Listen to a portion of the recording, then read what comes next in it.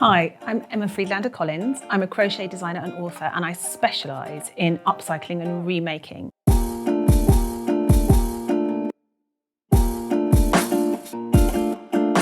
I'm going to talk you through the different sorts of crochet hooks you can get so that you can familiarise yourselves with them a little bit. I'm also going to talk to you about some of the other tools I use when I'm upcycling and wanting to work crochet into garments or materials or that sort of thing. So I've got a little selection here that I'm going to talk you through. The first thing I'm going to show you is this hook. And I'm showing you this hook because this is the one almost everybody starts with. This is a standard plastic crochet hook, and it will be okay to begin with, but I would really recommend moving up to something with a handle as soon as possible, especially if you get into it as a hobby, because this can become crippling. When you've got nothing to grip onto, that becomes incredibly uncomfortable. So that one's not for me. This one has a really lovely grippy rubbery handle, and it's got an aluminium or just a metal head here. And that passes much more smoothly through the yarn.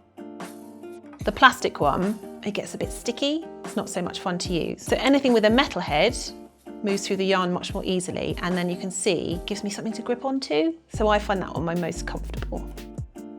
This one is the Super Pro Super Fancy Crochet Hook. This one has an aluminium head and it's incredibly lightweight. So it's the easiest and most comfy to use. I also find this particular handle shape the most comfortable to use as well. It is lovely, it really is. This extraordinary looking chap is called a swing hook. It is what it says it does, it's a swing hook. So the weight of it actually helps you to crochet as you go. And because it's got a bigger handle, I think if you've got any sort of wrist or hand problems, which I get sometimes because I've done so much crochet, this one's actually really comfortable to use. This chap is made out of what's called a composite. So it just means lots of different woods put together and then shaped to make the hook. This hook is like a magic wand with its really fancy hand-turned handle. You can get all sorts of bespoke hand-carved hooks. They are beautiful things. For me, what I find is a bit of a downside of them is if you get any little bits of kind of splinters or wood left where it hasn't been perfectly smooth, it can catch on your yarn. So while they're really, really gorgeous things to have, they can be really awkward to use.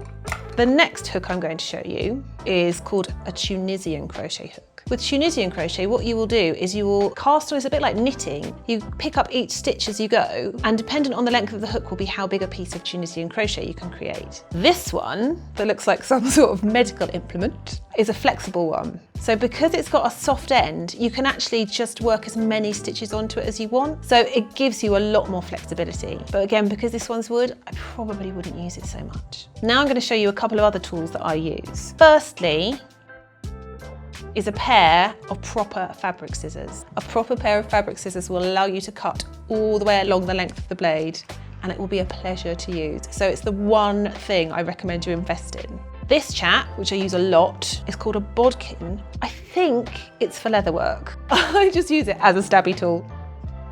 The other tool I use for making holes is this beast. And this is a leather punch, I do know that. And it's got an adjustable setting. These are really inexpensive. And what you do is you'll put your material in there, especially for denim. I use this all the time when I'm making holes in denim and then crocheting and around the edge. And it's like a hole punch. So that's the end of tools. Thanks for watching. I hope you've enjoyed this video, and please subscribe to this channel. If you want to find out more about me and my process and crochet and upcycling, you can find a link to my course below.